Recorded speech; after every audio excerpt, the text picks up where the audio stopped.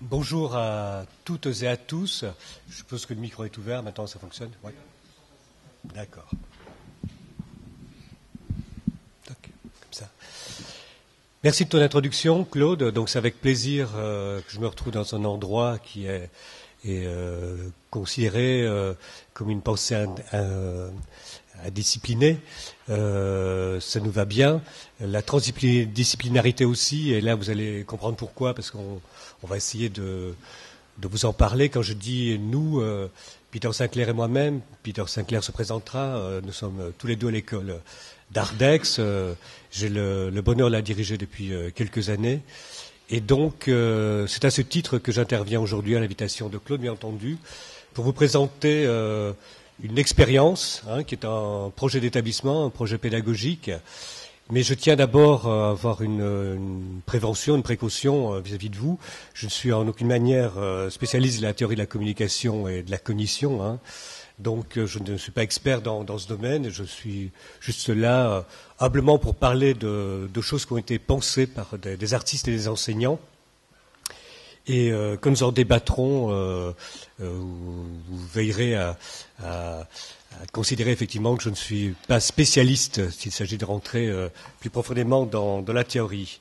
Mais en tout cas, l'histoire que je vais vous présenter, l'histoire d'une école, et puis de quelle manière ça s'incarne dans la pensée contemporaine et je dirais la relation au monde contemporain, puisqu'on parle de création contemporaine. C'est un choix délibéré qui a été dans cette école au début des années 90, dans l'école supérieure d'art d'Aix-en-Provence, qui était le choix délibéré d'articuler art, sciences et technologie. Alors, positionner un projet pédagogique dans cette relation-là était une affirmation forte, alors que finalement, on regarde l'histoire de l'art, les pratiques de création, les pratiques artistiques ont toujours été liées de très près aux techniques, à l'évolution des techniques, et puis ensuite au champ des technologies. Donc c'est une position romantique assez tardive et relativement courte dans l'histoire de l'art que de considérer effectivement que on parlait de l'art pour l'art, ou que effectivement la question de la relation avec la subjectivité, l'émotion pouvait se passer, se débarrasser d'autres relations beaucoup plus directes et concrètes dont finalement l'histoire de l'art témoigne quand on veut regarder réellement cette relation-là.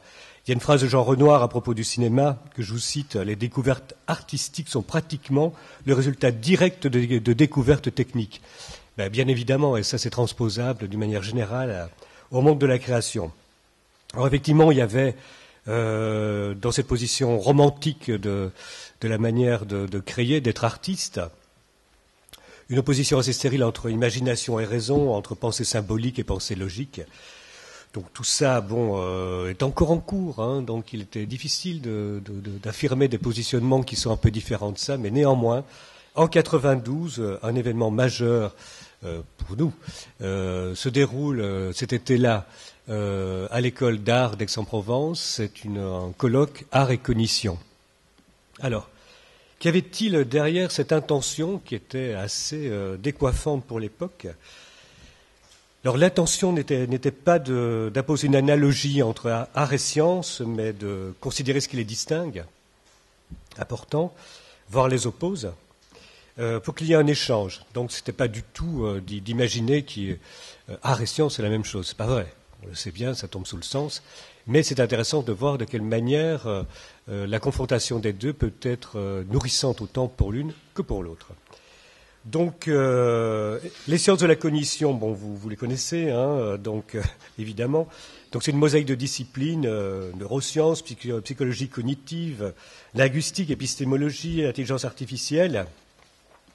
Donc, c'était de voir de quelle manière la création artistique prenait toute sa place, considérant que la préoccupation commune de ces disciplines et le vertige des rapports entre l'esprit et le cerveau, ainsi que toutes les modélisations possibles qui peuvent en résulter.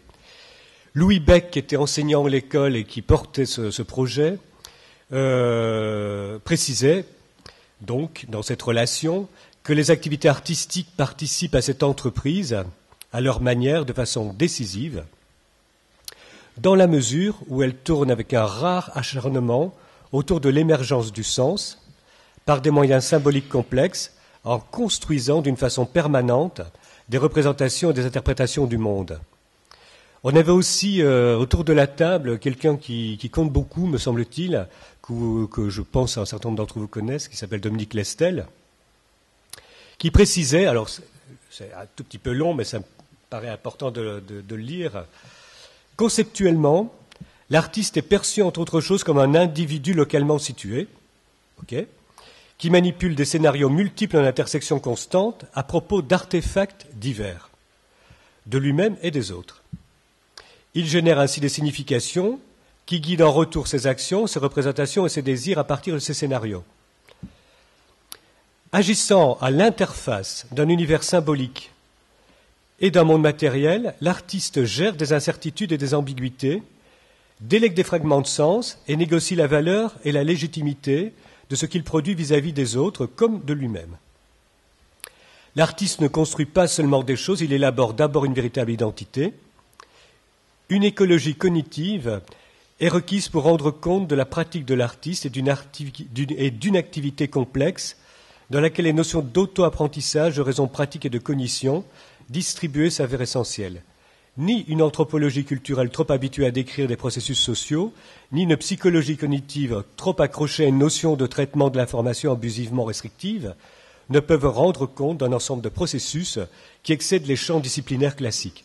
Voilà. Je pense que cette intervention-là était magistrale.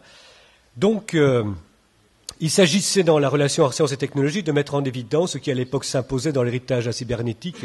C'est surtout ça qui intéressait Louis Beck et qu'on a vu se développer à l'école, donc sciences et systèmes autorégulés. Voilà. Donc c'était les technologies hybrides du numérique.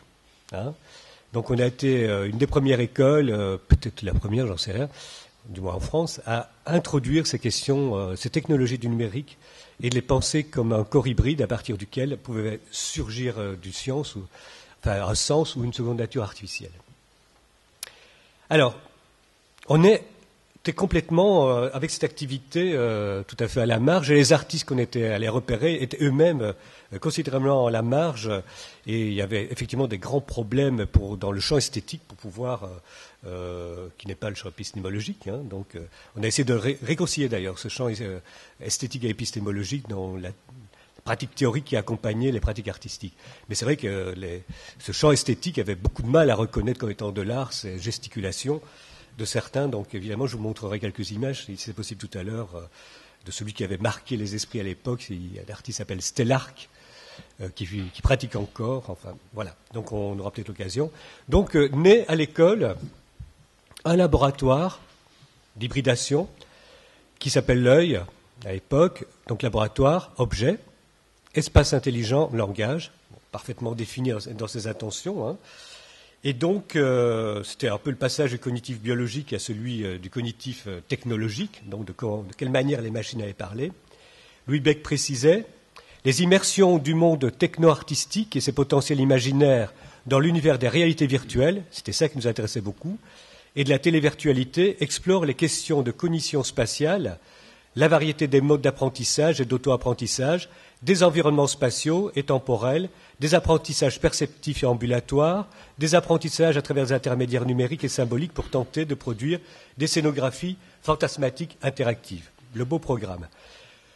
Donc, on était dans une école d'art, la virtualité, ok, les images virtuelles, la 3D, très bien, mais aussi la robotique, cet héritage qui venait de la cybernétique. Donc, la robotique, le son, que Peter a immédiatement mis en place, dans ce dispositif, l'hypermédia, c'est-à-dire le code, l'algorithme, voilà, mécatronique, toutes ces choses, l'image vidéo, toutes ces choses étaient rassemblées, se croisaient, enfin toutes ces pratiques se rassemblaient autour du projet de l'œil, et petit à petit, l'histoire de l'école a pris ces modes d'autonomie et de langage pour recollaborer à d'autres niveaux, mais voilà, historiquement c'était ça. On était toujours en 92 et les années qui ont suivi. Donc il s'agissait dans l'articulation et cognition des représentations des comportements, vous avez compris, et ses fonctions perceptives, mentales ou imaginaires, des capacités d'apprentissage, de communication, d'expression, d'innovation et de création, mais aussi d'une façon décisive dans les modes d'organisation des sociétés et d'espace, dans la gestion de la biosphère, des énergies et des milieux urbains, de la modélisation des systèmes économiques, dans le traitement des industries de la connaissance, de l'information et de l'imagerie. C'est ça, et de l'imagerie. Donc, bien entendu, cette relation science et technologie, telle qu'elle était pensée, il était hors de question de penser uniquement à l'intérieur des pratiques artistiques, donc de voir de quelle manière celle-ci était nourrie et pouvait innerver le monde de la connaissance. C'était quand même ça, cette grande ambition, que nous gardons toujours, hein, c'est-à-dire la formation de l'étudiant, évidemment, ce n'est pas seulement faire un artiste, c'est faire un artiste contemporain de l'époque dans laquelle il vit, c'est-à-dire de pouvoir appréhender un certain nombre de réalités avec une pensée critique. Donc c'est quand même ça la formation de l'artiste, enfin, du moins telle que nous mettons en exergue chez nous. Alors, c'est assez intéressant parce que ce dispositif nous a amené très tôt à nous positionner à un moment où, protocole de Bologne, réforme de l'enseignement, licence, master, doctorat, apparaît d'une manière très importante la notion de recherche, qui vient comme un besoin de justification, de légitimer un certain nombre d'enseignements. Et donc, en art, on est soumis, comme partout, à devoir justifier vis-à-vis de la RES de l'adossement à la recherche ou de la question de la recherche. Or, cette relation que nous avions entreprise entre art, sciences et technologie, le fait qu'entre-temps, Locus Sonus, dont Peter va vous parler, avait été mis en place, on avait un peu anticipé ces questions. Et c'est assez intéressant parce que dans la question de le principe de connaissance, les méthodologies de la connaissance, etc., la question de la recherche, chez nous, ne se pose pas comme à l'université, à la fin du deuxième cycle ou à partir du troisième, mais est présente dans l'expérimentation, dans la méthodologie même de la création. Expérimenter des possibilités, ce qui est évidemment en permanence le choix de l'artiste, jusqu'à trouver le chemin singulier qui va lui permettre de produire une œuvre. Cette expérimentation pose en même temps et d'une manière permanente la question de la recherche. D'une recherche qui n'est pas forcément celle dont on parle en art, hein, puisque c'est intrinsèquement lié à la création. C'est-à-dire on ne peut pas, c'est pas deux temps séparés, la pratique et la recherche. À un moment la pratique et puis la pensée après, ce sont des choses concomitantes qui agissent en même temps. Donc ça, c'est vrai, on avait une petite conversation ce matin, et c'est vrai que dans la pensée créative, celle de l'artiste, ces deux temps ne sont pas séparés. Ils peuvent évidemment être analysés séparément, mais ils procèdent d'un même mouvement, et ça c'est assez important. Donc ce sera question de la recherche et de voir, donc en parler, et voire de la justifier par rapport au ministère de l'Enseignement supérieur et de la Recherche qui pouvait ou non nous habiliter à délivrer le master et considérer qu'il y avait donc une recherche dans le domaine des enseignements artistiques. Je ne parle pas des arts plastiques à l'université, mais plutôt la recherche au plus près de la création. Donc c'est posé effectivement la question de définir cette recherche comme une recherche en art. Donc, alors au jeu des prépositions, donc c'était se séparer de la notion de recherche sur l'art, qui est une manière de construire ou d'instruire un discours sur une œuvre ou sur un process de création, mais la recherche en art est une recherche qui donc ne sépare pas les deux temps et qui procède de l'instruction des deux. Donc c'est une chose extrêmement importante. Et vis-à-vis de laquelle, comme je vous disais, le principe d'expérimentation, qui est l'usage permanent de l'artiste dans sa démarche, est absolument fondamental. Alors, de quelle expérimentation s'agit-il? En fait, quand on parle d'expérimentation en art, il faut savoir aussi, et on en parlait aussi ce matin avec votre président, donc il faut que la pensée permette à la main de désapprendre, okay, et de la même manière, et que ce que la main fait puisse échapper au contrôle permanent de la pensée. C'est ça aussi l'expérimentation en art. Hein. Donc c'est aussi des pertes de contrôle ou des choix délibérés de désapprendre. Alors vis-à-vis de ça, il y a aussi de la méthode. Hein. Donc c'est pas ignorer, c'est désapprendre. Donc on a donc amené un certain nombre de réflexions. On n'était pas seul. Peter, avec Jean-Christoffel, qui est un épistémologue, donc qui est enseignant chez nous, théoricien. Donc là, je répète, pas séparer la pensée esthétique de la pensée épistémologique. Donc, ces deux enseignants, un théoricien et un plasticien, donc se trouvaient dans différentes commissions qui s'interrogeaient en permanence. C'est quoi la recherche et l'art? Et donc, effectivement, à défendre de leur côté, et d'une manière ferme. Et ce n'était pas simple, cette singularité de la question de du positionnement de la recherche en art. Et également, moi-même, par ailleurs, dans d'autres instances, avec, entre autres, les fameuses assises des écoles d'art, en animant un groupe sur la question et préparant donc les différents travaux. Donc, en art, mais aussi, d'une certaine manière, et je trouve ça assez intéressant, il y a aussi une recherche par l'art, c'est-à-dire qu'il y a une méthode d'approche, de production de la pensée et d'objets, principe même de la création, qui permet également, par cette méthode, dans cette recherche par l'art, d'amener des éléments méthodologiques qui peuvent être transférés dans d'autres domaines. On le vit actuellement. Il y a Antoine Vion qui est là, donc il peut aussi en témoigner, même s'il me tourne le dos momentanément. Je rigole. Donc on a travaillé depuis 2011 avec l'IMERA et puis un certain nombre de laboratoires CNRS, Lyon, Marseille bien entendu avec l'IREMAM, particulièrement avec Cédric Parizeau sur la question des frontières du XXIe siècle. Et donc cette approche multidisciplinaire nous a invités à amener une indiscipline de plus, qui est celle de la création, et de voir de quelle manière des artistes pouvaient penser cette question de la frontière. Donc, pas la frontière métaphorique, là on est bon, en art, on saute toutes les barrières, ça fait partie même de la création, de tourner le dos à tout ce qui peut être contraignant et surtout les barrières. Mais c'était pas de la métaphore, là c'était réfléchir sur la frontière du XXIe siècle, la frontière politique, et effectivement les nouvelles formes de contrôle. Et là donc des artistes sont accompagnés non pas pour venir faire de l'illustration du propos, laissés au champ scientifique, mais participer eux-mêmes à une production de pensée.